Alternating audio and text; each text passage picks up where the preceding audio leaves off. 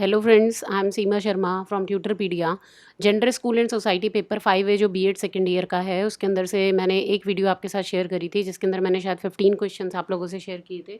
And here I am again with few of the questions for all of you.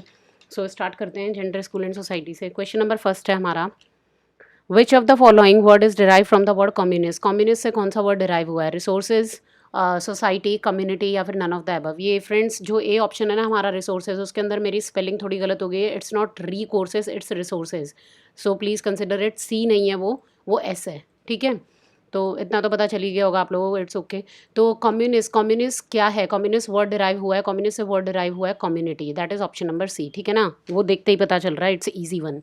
Then comes the question number 2। In how many ways community from the different perspective में be defined. Community को हम कितने perspective से यानी कितने नज़रिए से define कर सकते हैं? सोशल से, वर्चुअल से, सिस्टम से या फिर ऑल ऑफ अबव। हम ऑल ऑफ अबव, इन तीनों तरीके से हम कम्युनिटी को डिफाइन कर सकते हैं। ठीक है, when you will go through the theory portion then you will see कि उन्होंने अलग अलग परस्पेक्टिव से हमारी कम्युनिटी को डिफाइन किया है कि कम्युनिटी जो होती है वो कितने तरीके की होती है, right. Then comes the question number 3. The type of the community which shares the physical space so that the residents come into contact with each other by the virtue of proximity rather than intent. अब ये क्या है? ये पूछ रहा है कि वो कौन सी कम्युनिटी है जिसके अंदर हम लोग सिर्फ फिजिकल स्पेस को एक दूसरे के साथ शेयर करते हैं हमारे आस पड़ोस रेजिडेंट एरिया के अंदर, और हम एक दूसरे के कॉन्टैक्ट में आते हैं by the virtue of proximity यानी कि नियरनेस, एक दूसरे के आसपास आना, रैदर देन इंटेंशन। हमारा इंटेंशन कोई नहीं है, ठीक है ना, हमारा कोई ऐसा ग्रुप वर्क कोई प्रोजेक्ट नहीं चल रहा है जिसके लिए हम लोग आसपास में रह रहे हैं, बट हेयर ये सिर्फ एक जोग्राफिकली हम लोग एक दूसरे से मीट कर रहे हैं। तो ये कौन सी कम्युनिटी है? वर्चुअल है, जोग्राफिक कम्युनिटी है, कम्युनिटी ऑफ इंटरेस्ट है, none of the above. But obvious है इट इज़ जोग्राफिक कम्युनिटी, यानी कि सिर्फ एक उसकी बाउंड्री और टेरिटरी की वजह से अगर हम लोग एक दूसरे के अगल बगल में रह रहे हैं, हमारा नेबरहुड है, इस तरीके की कम्युनिटी है, तो that is geographic community, right.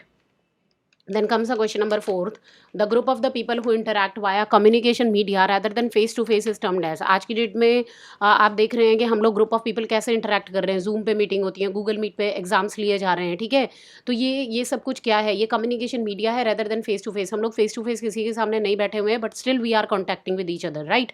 तो ये कौन सा वो है? ये किस टाइप की कम्युनिटी है? Virtual community, geographical community, communication of interest या फिर नन ऑफ द अबव। इससे हम बोलेंगे वर्चुअल कम्युनिटीज़। वर्चुअल मतलब अनरियल, यानी कि जो कि हमें दिखाई नहीं दे रहा है बट एग्जिस्ट करता है, right. Then comes a question number 5th। In which manner society is different from community. Society community से किस तरीके से अलग है? It is area less and shapeless. ये एरिया लेस होता है और शेपलेस होता है, ठीक है। अब सोसाइटी और कम्युनिटी आप लोग जब गो थ्रू करेंगे ना एक बार, तो देखेंगे कि सोसाइटी और कम्युनिटी के बीच में डिफ्रेंशिएट किया हुआ है, राइट। तो उसके अंदर से बहुत सारे क्वेश्चंस बनते हैं। तो ये कहता है कि किस मैनर में सोसाइटी और कम्युनिटी अलग अलग है। सोसाइटी और कम्युनिटी बिल्कुल अलग अलग टर्म है, ठीक है। हम सोचते हैं कि ये दोनों सेम है, बट इट्स नॉट सेम। अब ये कैसे अलग है? It is area less and shapeless, ठीक है। इसमें कोई एरिया का कोई मैटर नहीं होता और शेप का कोई मैटर नहीं होता। Population is the most important characteristic. Population के बिना हम सोसाइटी को टर्म नहीं कर सकते। या फिर population is condition bye a feeling of oneness, या जितनी भी पॉपुलेशन होती है उन सबके अंदर एक वननेस की फीलिंग होती है।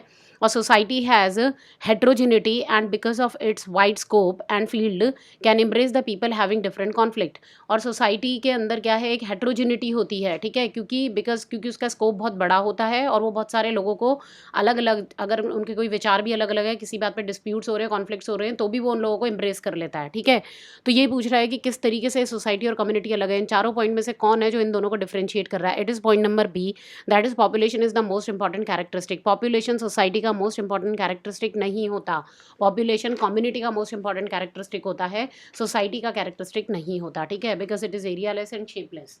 ये सिर्फ फीलिंग होती है और हमें पता होता है कि हमारी सोसाइटी, हम इस तरीके की सोसाइटी में रह रहे हैं, ठीक है ना। Kind of people we are living with. Then comes the question number 6।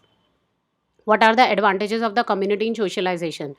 Community in socialization के क्या एडवांटेजेस हैं? ठीक है, सोशलाइजेशन के अंदर कम्युनिटी क्या काम करती है? Division of work, cooperation, sense of togetherness, all of above. Division of work क्या है? जब हम कम्युनिटी के अंदर सोशलाइजेशन की बात करते हैं तो काम को बांटा जा सकता है, ठीक है, क्योंकि हम लोगों की इंटेंशन है किसी प्रोजेक्ट के ऊपर, किसी चीज़ के ऊपर हम काम कर रहे हैं, तो हम लोग क्या करेंगे? काम को बांट देंगे, ठीक है। और डिवीजन ऑफ वर्क होगा तो वो काम जो है एफिशिएंटली एंड इफेक्टिवली कंप्लीट हो पाएगा। देन कम्स ऑप्शन नंबर 2 है कोऑपरेशन। इसमें एक दूसरे को कोऑपरेट करते हैं हम, यस करते हैं। सेंस ऑफ टुगेदरनेस, फीलिंग आती है वननेस की, टुगेदरनेस की, हाँ सभी है, all of above. Option number D is the right answer, right. Then comes a question number 7th। A geographically localized community within a larger city, town, suburban, rural area is termed as। एक ऐसी geographically localized community यानी कि local community है, ठीक है, एक बड़ी city के अंदर, एक बड़े town, suburban या फिर rural area के अंदर, उसे हम क्या नाम देते हैं? extended family, joint family, neighborhood या फिर none of the above। Geographically localise community बड़ी सिटी के अंदर या फिर किसी टाउन, सबअर्बन, रूरल एरिया, गांव का कोई एरिया, उसके अंदर हम उसे फैमिली नहीं बोलेंगे, it is called neighbourhood. That is option number C. Then comes the question number 8th. A family type in which every member is expected to make some financial contribution, having common kitchen, share the common rights in the household property is।